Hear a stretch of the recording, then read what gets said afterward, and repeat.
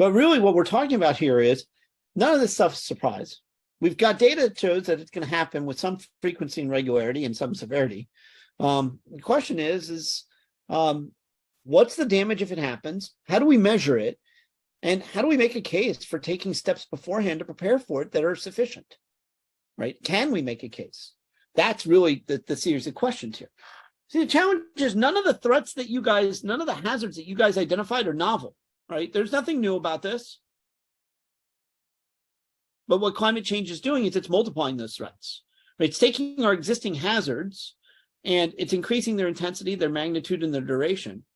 And of course, the systems upon which we are dependent aren't performing as well, right? So the assets don't perform as well, our systems don't produce as well. And that's what makes climate change a threat multiplier. And in the defense and national security communities, that's exactly what they refer to climate change as. Is it's taking threats. We already have to deal with drought. We already have to deal with hunger. We already have to deal with conflict. It's making these things worse, right? So as you think about preparing to conduct a vulnerability assessment, the key areas to think about are going to be establishing a scope. What are you going to assess? How much or how broad are you going to go? Organizations are big. Rabbit holes are infinite. What resources are you going to have to do this? And when it comes time to look at the data, what data are what's going to be relevant? What do you have access to, and how are you going to use it? Right? So we start talking about establishing a scope.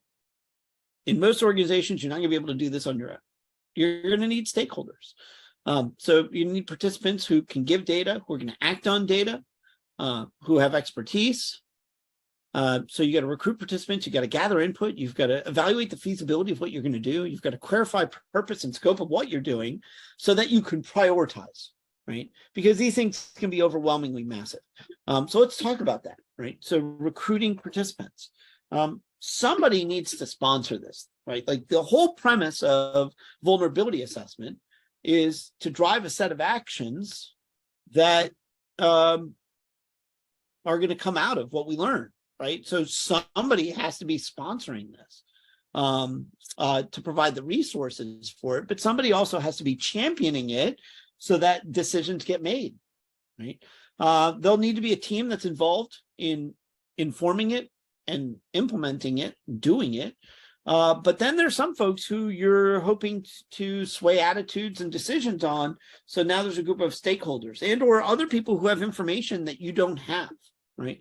So for example, if you want to think about what are the specs of, the success specs, the design specs, the engineering specs of a piece of infrastructure, probably not your expertise. Somebody else probably has that information and you're probably going to need it, right? So you got to think about those things. So, so you start to gather input from stakeholders and experts. You want to be thinking about gathering values, information on what are the things that your organization values, your community values.